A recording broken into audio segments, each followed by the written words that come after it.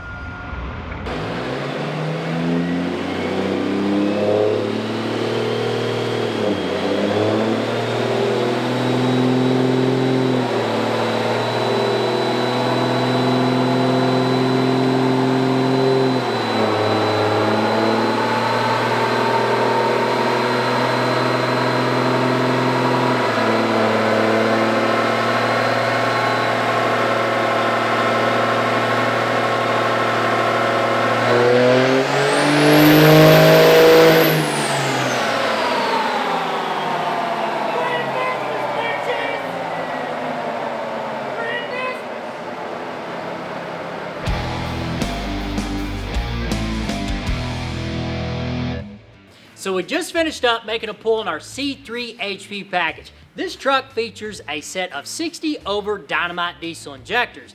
Now, for you, the 5th gen Ram owner, from 19 all the way to 22, DDP is hooking you up Dynamite diesel performance. All you gotta do is call the number below. When you call, give us a promo code DDP Fueled, and guess what? We get to offer you guys $100 of savings from this Friday all the way to next Friday only. But you gotta call the shop, you gotta give us a promo code, and if you're a little hesitant about what size injector you need for your build, we'll help you through that as well. Speaking of power, speaking of the build, what do we end up putting to the rear wheels? We ended up laying down 682 rear wheel horsepower and 1,248 feet-pound of torque. Take a look at that graph, guys. We started in at 2,200 RPMs and spun it to 3,000. The torque came in low, so did the horsepower. This truck's gonna be a blast to drive. Top it all off, it's on 35-inch tall tires. And of course, we gotta go against our stingy Mustang dyno.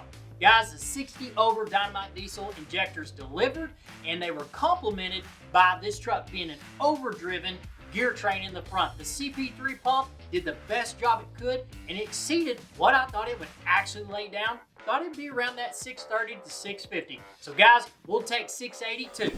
So how do we achieve that power out of our C3 HP package? For the turbocharger, it features a billet forced induction S467. For the fueling, on the top side, the injectors, 60% over Dynamite diesel. For the low pressure side, we've got a fast 165. For the high pressure fuel pump, we've got a Sportsman S&S diesel pump. And top it all off with our 3.5 inch cold side intercooler pipe made from stainless steel all the way down to the intercooler.